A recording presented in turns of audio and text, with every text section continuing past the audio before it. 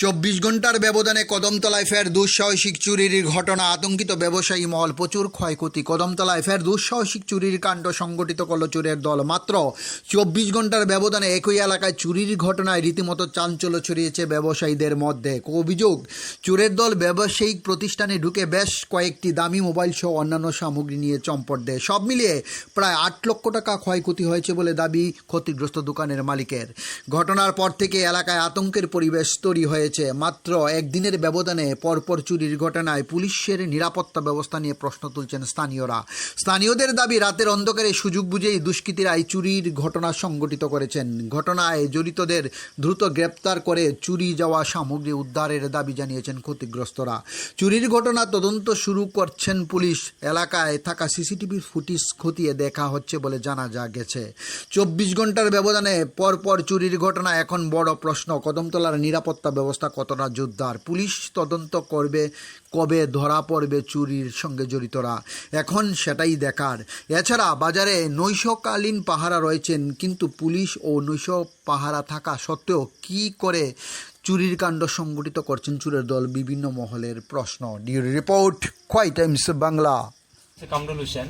এটা হইল আমরা কদমতলা বাজারের 40 জন রাস্তার আগে 2 তলার 2 নম্বর দোকান, যে কে মোবাইল আনি। তো কালকে আমি রাত্রে 10টায় দোকান লাগাইয়া গেছি। এখন আইসি আজকে 11টায় দোকানও আইসি। আইয়া দোকানের তালা খুলছি, খুলে আস্তে দেখি সব ভাঙ্গি আনিছে। তো আমি ও দোকানের আমরা দাদারে ডাক দিছি, গিয়া হয়েছে ওই তো আস্তে এখানে ভাঙ্গা দিছি, মনে হয় তুফানে ভাঙছে।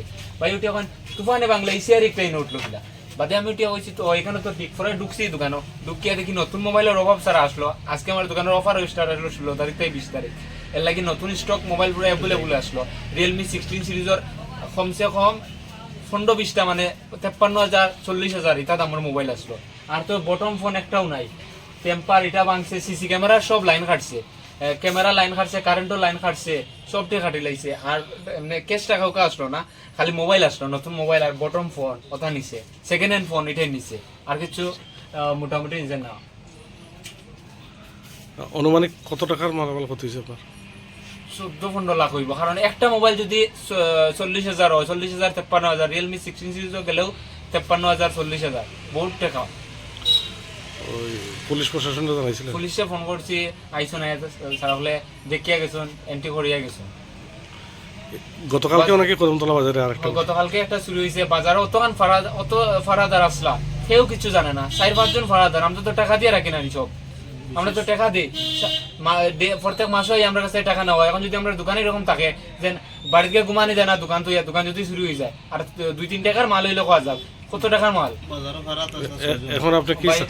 আমি তো এখন আমরা দোকানে জেলা পাওয়া যায়, ওলা আমরা পাইতাম। আর বাইরে একটু কথা হইল।